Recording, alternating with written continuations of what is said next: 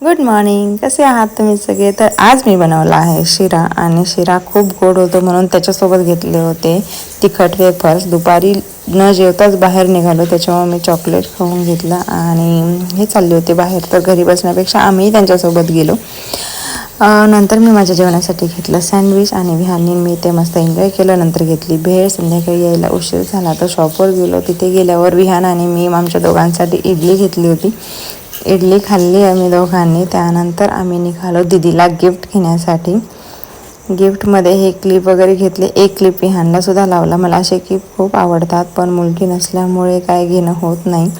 तर दादाला बघून विहान खूप खुश झाला होता. आतमध्ये गेल्यावर त्याच्या मावशीनेही त्याचं खूप प्रेम घेतलं.